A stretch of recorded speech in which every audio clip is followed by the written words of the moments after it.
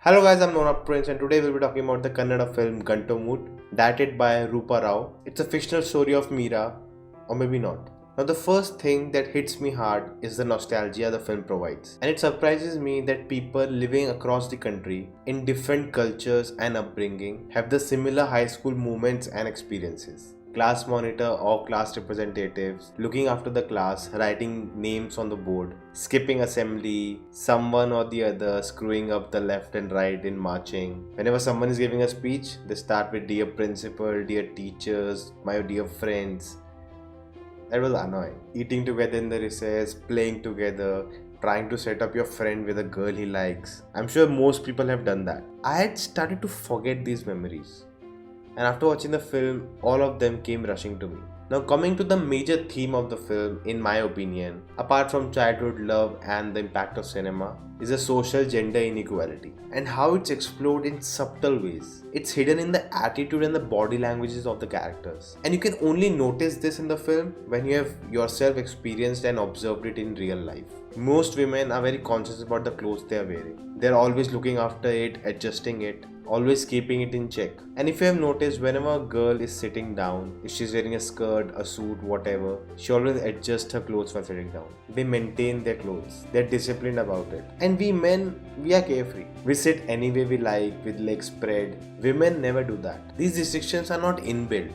They are trained in this from their childhood. This is how women sit. This is how a woman should behave. They are trained to be always vigilant. And if something goes wrong, they should know that it was their mistake. It's always their mistake. That's what they are taught. And if anything happens, they never tell anyone. Only few women have the courage to come out and say it what happened to them and fight for it. But most women, they are suppressed by society, their own family.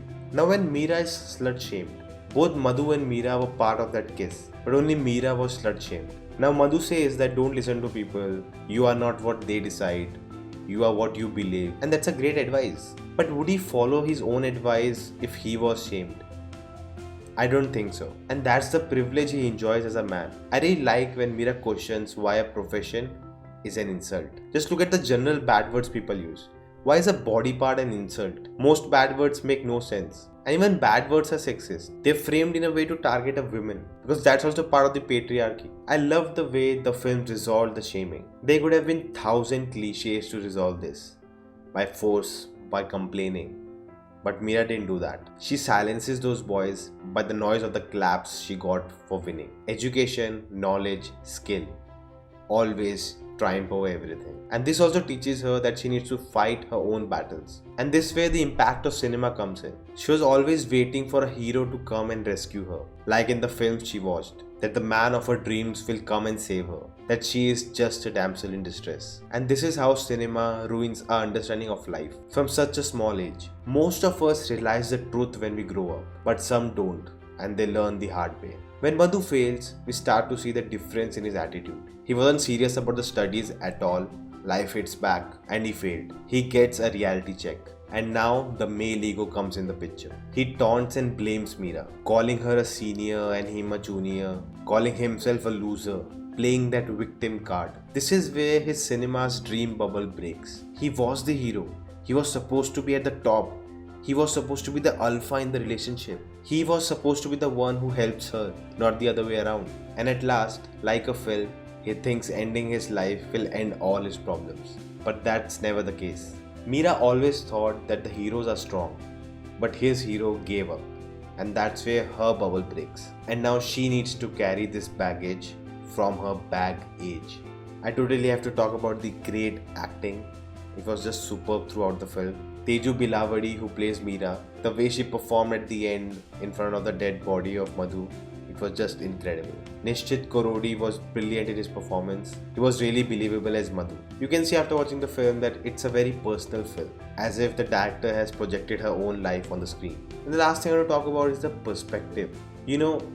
I was one of the kid in the film, the friend who helped him.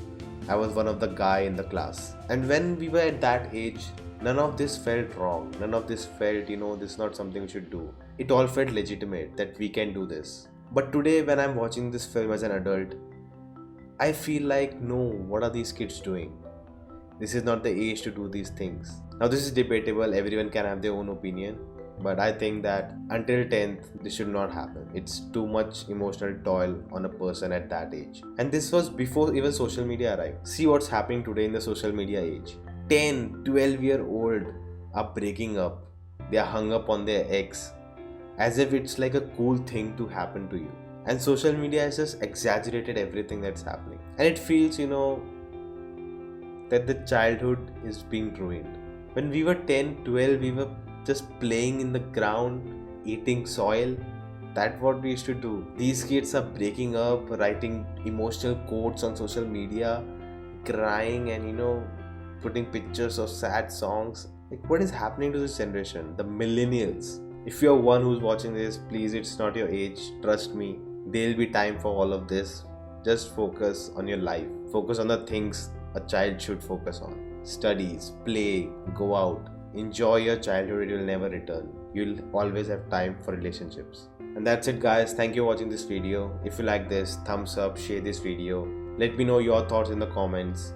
And if you haven't subscribed yet, check out the videos, and if you like them too, do consider subscribing. And I'll see you next time. Stay home, stay safe.